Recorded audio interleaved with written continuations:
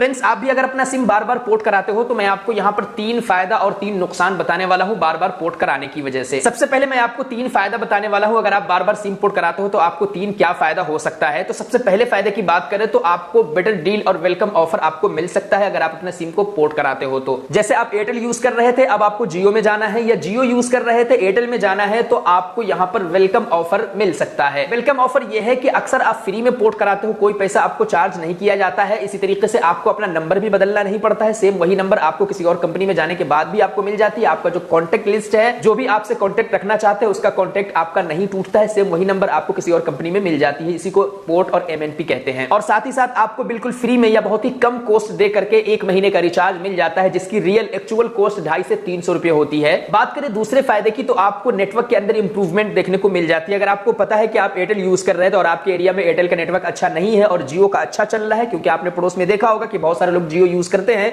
और उनका नेटवर्क अच्छा होता है, तो उस वक्त आप एयरटेल से जियो में जाते हो तो आपको एक अच्छा नेटवर्क देखने को मिलता है, अच्छी कॉलिंग आप कर पाते हो और अच्छा डेटा आपको चलाने को मिल जाता है। या इसका उल्टा हो सकता है कि आप जियो यूज कर रहे थे, उसका नेटवर्क अच्छा नहीं था आपके एरिया में, आप एयरटेल में पोर्ट कराते हो तो वहां पर अच्छा नेटवर्क देखने को मिल जाता है। तो एक नेटवर्क इंप्रूवमेंट का भी फायदा आपको मिल जाता है। तीसरा फायदा आपको मिल जाता है रिटेंशन बोनस करके। ये आपको प्रीवियस कंपनी की तरफ से मिलती है, आप जिसमें पोर्ट करा रहे हो उसकी तरफ से नहीं। होता क्या है कि जब भी आप सिम पोर्ट कराने के लिए मैसेज सेंड करते हो प्रीवियस सिम से, तो उसको मालूम चल जाता है कि आप इस कंपनी को छोड़कर किसी और कंपनी को ज्वाइन करने वाले हो, तो वो आपको कुछ ऑफर देता है, रिचार्ज प्लान को आपको सस्ता करके बताता है। इसी तरीके से बार बार आपको कॉल करके बताता है कि आप क्यों जो है इस सिम को छोड़ करके किसी और कंपनी में जा रहे हो, आपको अच्छा खासा ऑफर मिल रहा है। तो ये रिटेंशन बोनस आपको मिल जाता है पोर्ट बार बार कराते हो तो। फ्रेंड्स, अब बात करें 3 नुकसान की, तो बड़े बड़े 3 नुकसान आपको हो सकते हैं अगर बार बार आप पोर्ट कराते हो तो। बात करें सबसे पहले नुकसान की, तो जिस दिन आप सिम पोर्ट कराते हो उस दिन कुछ घंटों या कुछ दिन तक जो है आपको सिम डाउन टाइम देखने को मिल सकता है। आप ओटीपी आपके सिम पर नहीं आ सकता है, एसएमएस आप नहीं कर सकते हो, यूपीआई आप यूज नहीं कर सकते हो। बात करें दूसरे नुकसान की, तो आप अपने बैंक और टेलीकॉम कंपनी की तरफ से अपनी लॉयल्टी खो सकते हो, लॉयल्टी आपकी लॉस हो सकती है, यानी आपको सस्पिशियस फ्लैग दिया जा सकता है। और इससे नुकसान ये हो सकता है कि जब भी आप बैंक का काम करोगे, ओटीपी आपके मोबाइल नंबर पर आएगा तो ओटीपी डिले हो जाएगी, टाइम पर ओटीपी आपको नहीं मिलेगा। तो ये एक बड़ी समस्या है अगर आप बार बार पोर्ट कराते हो। हर 3 महीने पर आप अपने सिम को पोर्ट करा देते हो तो आपको सस्पिशियस फ्लैग दिया जा सकता है, ओटीपी डिले हो सकती है,